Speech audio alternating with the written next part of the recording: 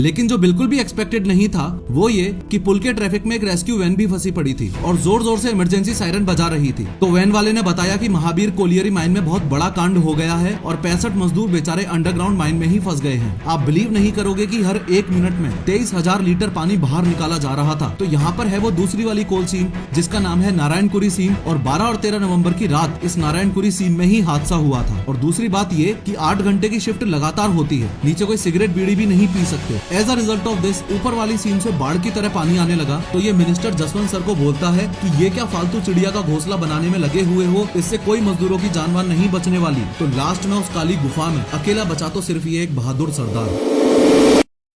तो बात आज से 34 साल पहले की है। दिन था 13 नवंबर 1989 का और सुबह के 8 बज रहे थे। इस गाड़ी के अंदर ये जो व्यक्ति हैं, ये कोई आम इंसान नहीं बल्कि जसवंत सिंह गिल हैं। हाँ, वो ही जसवंत सिंह गिल जिनका रोल मिशन रानीगंज मूवी में अक्षय कुमार करेंगे और वो ही जसवंत सिंह गिल जिन्होंने 13 नवंबर 1989 को अपनी जान खतरे में डाल के कुछ ऐसा कारनामा किया था कि ये वीडियो पूरी देखने के बाद आपको एक बार में तो विश्वास भी नहीं होगा कि कोई इंसान ऐसा कदम भी ले सकता है। खैर, सुबह 8 बजे ये अपने घर से ऑफिस के लिए निकल जाते हैं और अगर बहुत ही सिंपल मैप के जरिए आपको समझाऊं तो ये जसवंत सिंह गिल का घर था और इनको यहाँ अपने ऑफिस तक जाना था। घर और ऑफिस के रास्ते में बीच में ही एक छोटा सा पुल पड़ता था। जसवंत सिंह गिल ने जैसा एक्सपेक्ट किया था वैसे ही रोजाना की तरह इस पुल पर काफी जाम लगा हुआ था। लेकिन जो बिल्कुल भी एक्सपेक्टेड नहीं था वो ये कि पुल के ट्रैफिक में एक रेस्क्यू वैन भी फंसी पड़ी थी और जोर जोर से इमरजेंसी सायरन बजा रही थी। क्योंकि जसवंत सिंह गिल एक कोल माइन कंपनी में जनरल मैनेजर थे, वो तुरंत समझ गए कि किसी न किसी माइन में कोई कांड हो गया है। जसवंत सिंह गिल अपनी गाड़ी से उतर के फौरन उस वैन वाले के पास गए और पूछा तो वैन वाले ने बताया कि महावीर कोलियरी माइन में बहुत बड़ा कांड हो गया है और 65 मजदूर बेचारे अंडरग्राउंड माइन में ही फंस गए हैं। ये सब सुनते ही जसवंत सर रेस्क्यू वैन के सामने खड़े हुए ट्रक, बसेस और कार्स के ड्राइवर्स के पास गए और रिक्वेस्ट करने लगे कि एक इमरजेंसी हो गई है, इसलिए कृपया अपने व्हीकल्स को साइड कर लो ताकि रेस्क्यू वैन जल्दी से एक्सीडेंट साइट पर पहुंच पाए। रेस्क्यू वैन को निकालने के बाद जसवंत सर अपनी गाड़ी में आए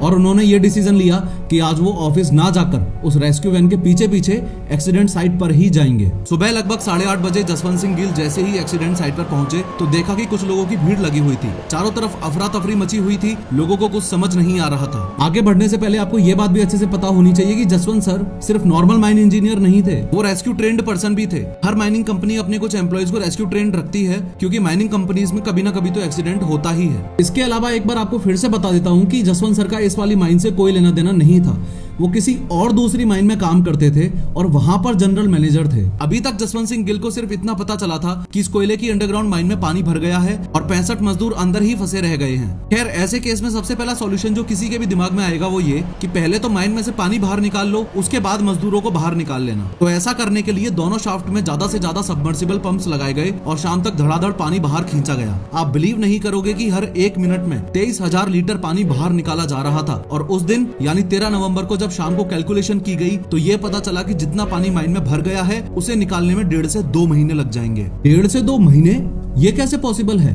कोयले की माइन में नहर जितना पानी आया कहां से? अगर इस पूरे कॉन्सेप्ट को अच्छे से समझना है तो मुझे सिर्फ 2 मिनट दो और इस पूरी कोल माइन का स्ट्रक्चर मैं आपको 3D एनिमेशन के थ्रू अच्छे से समझा दूंगा। अपने इंडिया के मैप में ये जो स्टेट है वेस्ट बंगाल, इस वेस्ट बंगाल के ऊपरी हिस्से में एक सिटी है जिसका नाम है आसनसोल। आसनसोल नामक इस शहर के पास रानीगंज नाम का एक रीजन है और उसमें ही ये एक कोयले की खदान थी जिसका नाम था महावीर कोलियरी। ये जो 65 मजदूर वाला एक्सीडेंट हुआ था ये इस महावीर कोलियरी माइन में ही हुआ था। और अब ध्यान से 3D में इस माइन के स्ट्रक्चर को समझो। ये माइन एक कोयले की माइन है, ऐसे ही चाहे लोहा हो, तांबा हो, सोना हो या कोयला हो, हमें सब कुछ इस धरती से ही मिलता है। तो जनरली जो कोयले की माइंस होती हैं वो कुछ ऐसी दिखती हैं। ध्यान से समझो, ये आप हो और आपके नीचे ऑब्वियसली ग्राउंड यानी रेत, मिट्टी, पत्थर का ये स्ट्रक्चर है। फिर ग्राउंड के थोड़ा और नीचे एक ऐसी लेयर होगी जिसमें कोयला पाया जाता है। कोल की इस पूरी एक लेयर को सीम बोलते हैं। ये सीम वर्ड बहुत इंपॉर्टेंट है, आगे काम आएगा, ध्यान रखना। फिर उसके बाद और नीचे जाने पर दोबारा ग्राउंड शुरू हो जाएगा और फिर से एक कोल सीम मिल जाएगी। अब ऐसे ही ये कोल सीम्स कितनी होंगी ये लोकेशन टू लोकेशन डिपेंड करता है। हो सकता है किसी एक कोल माइन में सिर्फ एक ही सीम हो और किसी दूसरी कोल माइन में ऐसी 10 सीम्स हो। सब माइन की लोकेशन और नेचर पर डिपेंड करता है। खैर, जैसे अब आप यहाँ ग्राउंड पर खड़े हो और कोल सीम यहाँ नीचे है तो किसी भी कोल माइन में से ये कोयला निकालने के लिए ऐसे वर्टिकल शाफ्ट बना दिए जाते हैं और इनमें एलिवेटर्स लगा दी जाती हैं। ये शाफ्ट शब्द बहुत इंपॉर्टेंट है, इसे याद रखना। और इसको ऐसे समझ लो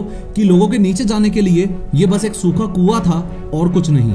इस वर्टिकल शाफ्ट से होते हुए ही मजदूर नीचे जाते हैं, सीम्स के अंदर ब्लास्ट करते जाते हैं, कोयला निकालते जाते हैं, फिर ब्लास्ट करते हैं, फिर कोयला निकाल लेते हैं और आगे बढ़ते जाते हैं। अब जरूरी नहीं है कि ये सीम्स हमेशा स्ट्रेट ही हों, कुछ इस तरीके से टिल्टेड भी हो सकती हैं और ये टिल्टेड सीम्स वाला केस ही उस महावीर कोलियरी माइन में था जिसमें 65 मजदूरों वाला एक्सीडेंट हुआ। अगर इस महावीर कोलियरी माइन के स्ट्रक्चर को आप 3D एनिमेशन की मदद से समझोगे तो ये कुछ ऐसी दिखती थी। यानी ये तो वो ग्राउंड सरफेस है जिसपे जसवंत सिंह गिल अभी खड़े हुए हैं और उनके नीचे ग्राउंड के बाद ये जो पहली कोयले की सीम आप देख रहे हो इसका नाम है निंगा सीम। ये वो सीम थी जिसमें कई साल पहले काम हो चुका था, यहाँ से कोयला निकाला जा चुका था, ये काफी लंबे समय से खाली पड़ी हुई थी और सबवेल वाटर, फ्लड वाटर और बारिश का पानी यहाँ पर ऑलरेडी भर चुका था। 3D एनिमेशन की मदद से किसी भी कॉन्सेप्ट को समझना कितना आसान है ये जस्ट अभी आपने नोटिस किया। अगर आप भी ऐसी high quality 3D animated videos बनाना सीखना चाहते हो तो एनिमेशन कोर्स की कंप्लीट डिटेल्स के लिए स्क्रीन पर दिखाई गई वेबसाइट पर विजिट करो या फिर पिन्ड कमेंट चेक करो। खैर, इस निंगा सीम के भी थोड़ा नीचे अगर चले जाएं तो यहाँ पर है वो दूसरी वाली कोल सीम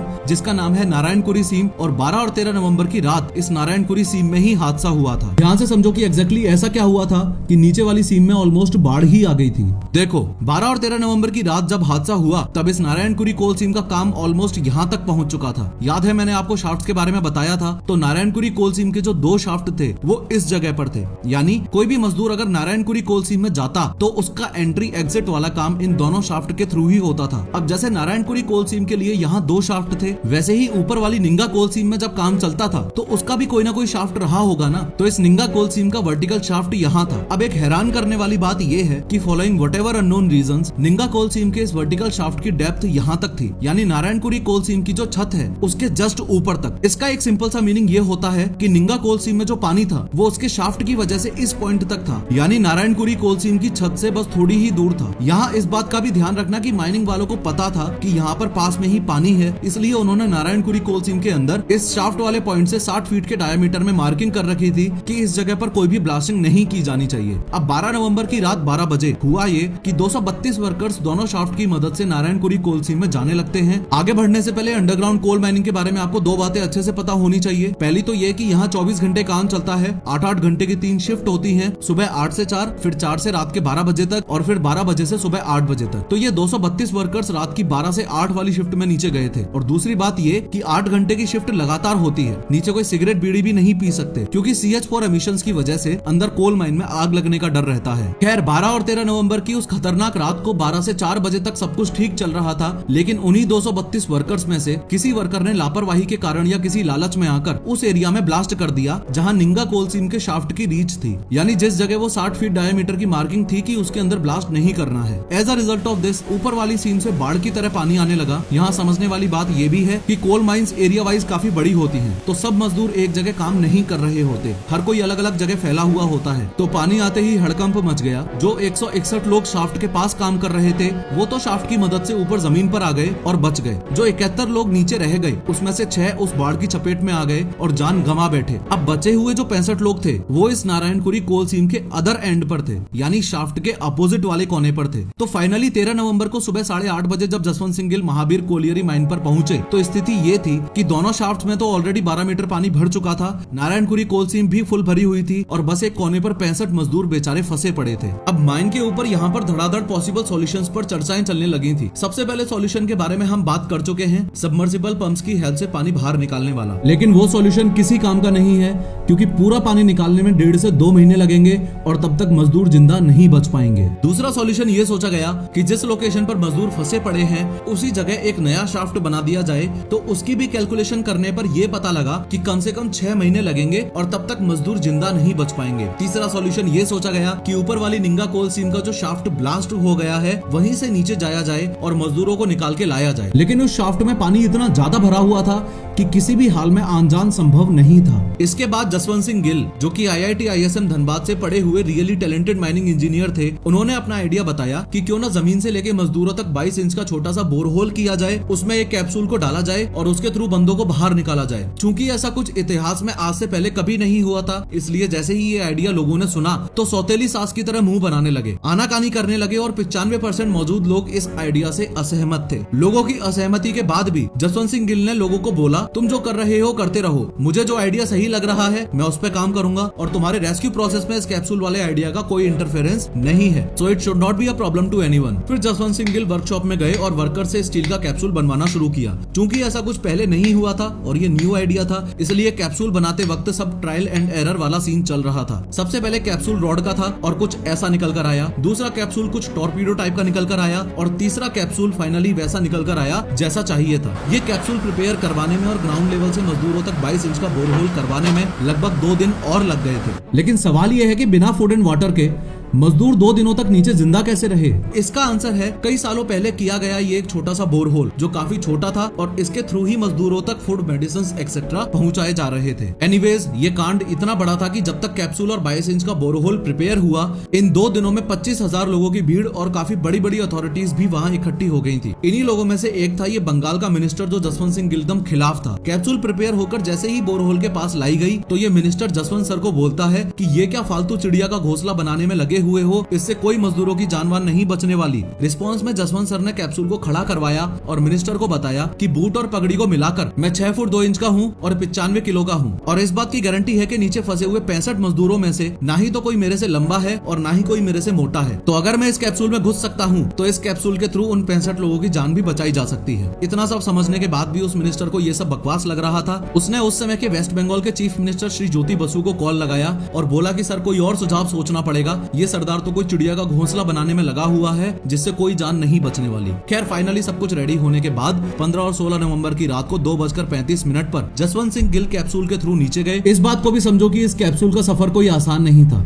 जसवंत सिंह गिल के लिए इस कैप्सूल के अंदर फिट होना ही बहुत मुश्किल का काम था। अगर मैं कैप्सूल को ट्रांसपेरेंट करके दिखाऊं तो उनकी पोजीशन कुछ इस प्रकार थी। लेफ्ट हैंड में टॉर्च थी और राइट हैंड में हथौड़ा था। ये हथौड़ा जमीन पर मौजूद लोगों को सिग्नल देने के लिए था। एक बार मारने की आवाज आए तो मतलब रुक जाओ, 2 बार मारने की आवाज आए तो कैप्सूल को नीचे जाने दो और 3 बार मारने की आवाज आए तो ऊपर खींचो। नीचे पहुंचते ही सबसे पहले तो जसवंत सिंह गिल ने आगे जो बंदा मिला उसको पकड़ के कैप्सूल के अंदर डाला और तुरंत ऊपर भेज दिया। आपको ये भी समझना चाहिए कि लोगों को बाहर निकालने के लिए अनलिमिटेड टाइम नहीं था, सिर्फ 32 घंटे ही थे। पानी की वजह से ये जो 22 इंच वाला बोरहोल है उसके कोलैप्स करने के चांसेस भी थे। खैर ये बोरहोल कोलैप्स ना करे उसके लिए जसवंत सिंह गिल ने 2 मेजर स्टेप्स और लिए थे। सबसे पहला तो ये कि पावर स्टेशंस को बता दिया गया था कि कोई भी सिचुएशन हो इस एरिया की बिजली नहीं कटनी चाहिए, ताकि दोनों शाफ्ट में से सबमर्सिबल पंप के थ्रू जो पानी खींचा जा रहा है वो लगातार निकलता रहे और मजदूरों के पास तक पानी ना पहुँच पाए। उसके अलावा दूसरा मेजर स्टेप ये लिया था कि रेलवे वालों को सूचित कर दिया गया था कि बोरहोल के पास जो रेलवे ट्रैक है वहाँ से 20 किलोमीटर पर आवर से ज्यादा की स्पीड में कोई भी ट्रेन नहीं निकलनी चाहिए, वरना बोरहोल के कोलैप्स होने के चांसेस रहेंगे। जसवंत सिंह गिल जब नीचे पहुंचे तो वहाँ पे मजदूरों की जो हालत थी वो दयनीय थी। बेचारे सबके सब बस बैठ के बेसहारा होकर अपनी मौत का इंतजार कर रहे थे। लेकिन कैप्सूल नीचे पहुंचने के बाद ये भी एक बहुत बड़ा सवाल था कि सबसे पहले कौन जाएगा और सबसे लास्ट में यानी 65वें नंबर पर कौन जाएगा, क्योंकि यहाँ कभी भी पानी भर सकता था, कभी भी बोरहोल कोलैप्स कर सकता था और कभी भी जान जा सकती थी। तो जो लोग इंजर्ड थे जसवंत सिंह गिल ने सबसे पहले उनको बाहर भेजा, उसके बाद जो पोजीशन वाइज सबसे लो रैंक का था उसको बाहर भेजा, उसके बाद सबसे हायर रैंक वाले को सबसे लास्ट में बाहर भेजा। एक रुला देने वाली बात जसवंत सिंह गिल के सामने तब भी आई थी जब वो 7वें नंबर के आदमी को ऊपर भेज रहे थे। उस समय उनके पास एक मजदूर चल के आया और उसने बताया कि जो 6 लोग पानी की चपेट में आकर मर गए थे उनमें से एक उसका भाई भी था। तो उसने जसवंत सिंह गिल से रिक्वेस्ट की कि मुझे पहले भेजा जाए ताकि एक संतान तो उसके माँ बाप की सुरक्षित लौटे। फॉलोइंग दिस जसवंत सर ने उसको पहले भेजा। उसके बाद जब सारे 65 मजदूर चले गए तो लास्ट में उस काली गुफा में अकेला बचा तो सिर्फ ये एक बहादुर सरदार जसवंत सिंह गिल। और सबसे लास्ट में फिर जब जसवंत सिंह गिल भी बाहर आए तो लोगों ने जो उनका सम्मान किया वो शब्दों में बयान नहीं किया जा सकता। खैर इस वीडियो पर क्लिक करके ध्यान से 3D में डिटेल में समझो कि सिद्धू मूसेवाला की हत्या कैसे की गई थी।